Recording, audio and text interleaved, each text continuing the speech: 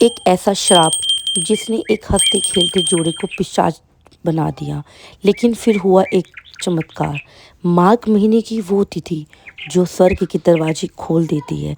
अगर आप जानना चाहते हैं कैसे एक दिन के उपवास से आपके आपके जीवन की सारी दरिद्रता दूर कर सकता है, और कभी आपने ऐसा सोचा है, महसूस किया हो कि आप कितनी भी मेहनत कर दें, उसके बाद भी नसीब साथ नहीं दे रहा। शास्त्रों में लिखा है, जया एकादशी का व्रत एक ऐसा कवच है जो बुरे से बुरे कर्मों को प्रभाव मिटाकर भाग्योदय कर सकता है। चलिए जानते हैं कैसे। यह सच जानकर दंग रह जाएंगे आप। भक्तों, आज मैं आपके लिए एक बहुत बड़ी एकादशी की कथा लेकर आई हूँ, जिसकी ऐसी कथा जो आपको मन को छू जाएगी, आपकी आत्मा को झकझोर कर देगी, आपके विश्वास को और भी मजबूत कर देगी। यह कहानी है प्रेम की, भक्ति की, त्याग की और सबसे बढ़कर भगवान की अपार करुणा की। नमस्कार प्यारे दर्शकों, मैं एक बार फिर व्रत विधि से आपका हार्दिक स्वागत करती हूँ आपके अपने चैनल व्रत विधि में। दोस्तों, आज मैं आपके लिए लाई हूँ एक नई कथा, जया एकादशी की। आज की कथा अत्यंत ज्ञानवर्धक और प्रेरणादायक है। कथा शुरू करने से पहले आपसे एक विनम्र निवेदन है। शास्त्रों में कहा गया है कि अधूरी छोड़ी गई कथा दुख और पाप का कारण बनती है, इसीलिए इसे अंत तक अवश्य सुने। और अगर आप अपनी माँ से सच्चा प्रेम करते हैं तो इस वीडियो को लाइक करें, हमारे चैनल को सब्सक्राइब करें और कमेंट में माँ लिखकर अपना समर्थन दें। तो आइए बिना किसी विलंब के आरंभ करते हैं आज की प्रेरणादायक कथा, जया एकादशी की कथा। जया एकादशी को जैसे कि भीमी एकादशी भी कहा जाता है। भविष्य उत्तर पुराण में भगवान श्री कृष्ण और महाराज युधिष्ठिर के संवाद में इस एकादशी का वर्णन आता है। युधिष्ठिर महाराज से पूछते हैं, हे जनार्दन, माघ मास के शुक्ल पक्ष की एकादशी क्या संबोधन है? यह व्रत कैसे करें? वह किस देवता की पूजा करनी चाहिए? यह सुनकर भगवान श्री कृष्ण ने उत्तर दिया, हे राजेंद्र, सुनो, माघ मास के शुक्ल पक्ष की एकादशी को जया एकादशी कहते हैं। सब पापों का हरण करके मोक्ष देने वाली यह उत्तम तिथि है। जो कोई भी इस व्रत का पालन करेगा उसे पिशाच योनि प्राप्त नहीं होगी। इसलिए प्रयत्नपूर्वक इस जया एकादशी का पालन करना चाहिए।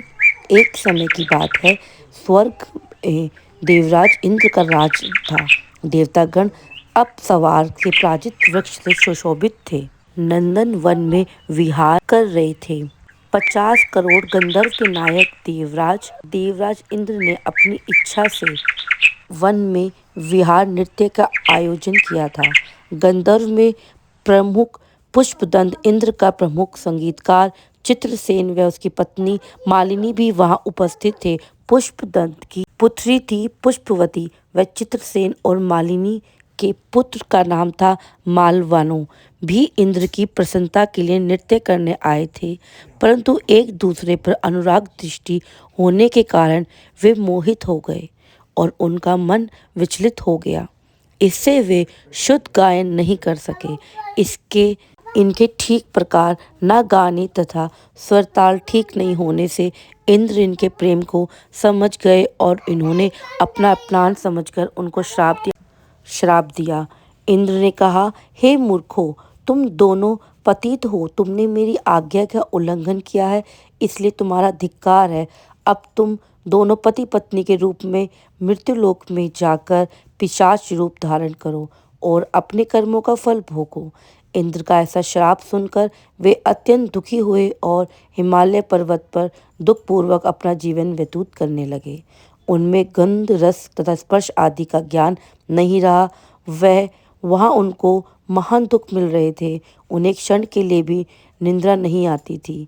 उस जगह अत्यंत शीत था। तथा उनके रोंगटे खड़े रहते और मारे शीत के दांत बजते रहते। एक दिन पिशाच ने अपनी स्त्री से कहा कि पिछले जन्म में हमने ऐसा कौन सा पाप किए थे जिससे हमें ये दुखदाई पिशाच योजनी प्राप्त हुई है।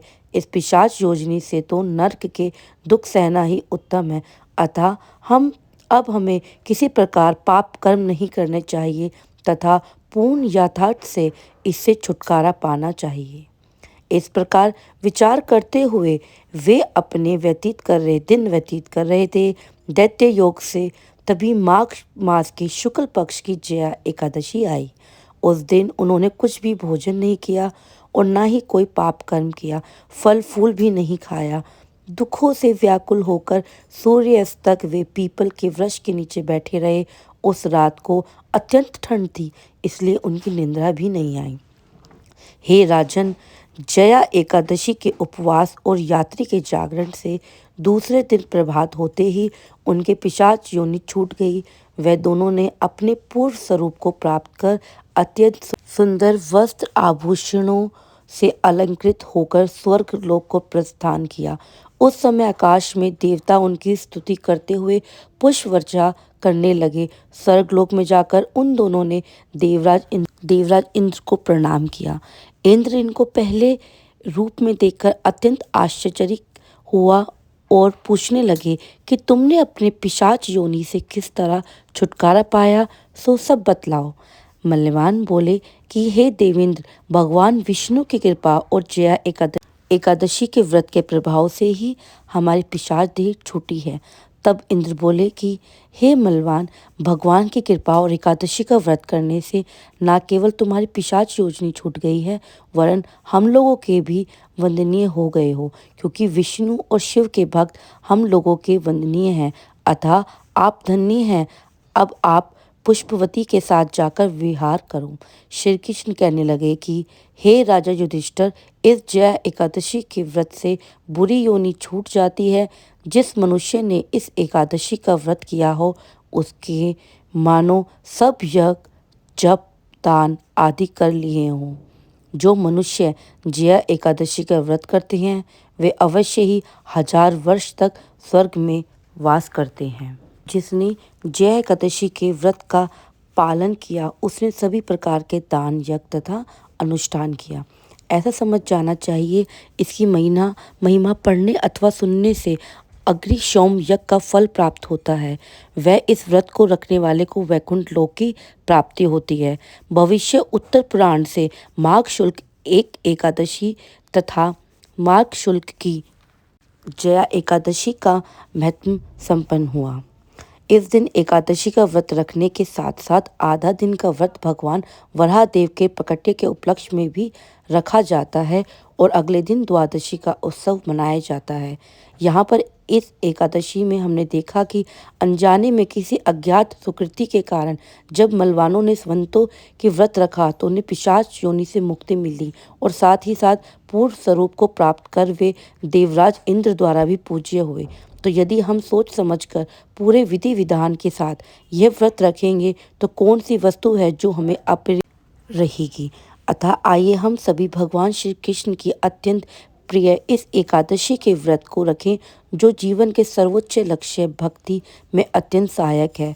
वह इस दिन अधिक से अधिक नाम संकीर्तन करें, जप करें, शास्त्रों का अध्ययन करें। वह अपनी शारीरिक आवश्यकताओं को कम करते हुए अपना संपूर्ण ध्यान भगवान श्री कृष्ण के चरणों में लगाएं। धन्यवाद। राधे राधे, हरे कृष्ण। आपको मेरे को ये कहानी अच्छी लगी हो तो मेरे चैनल को लाइक करें एवं सब्सक्राइब करें और कमेंट में राधे राधे अवश्य लिखें।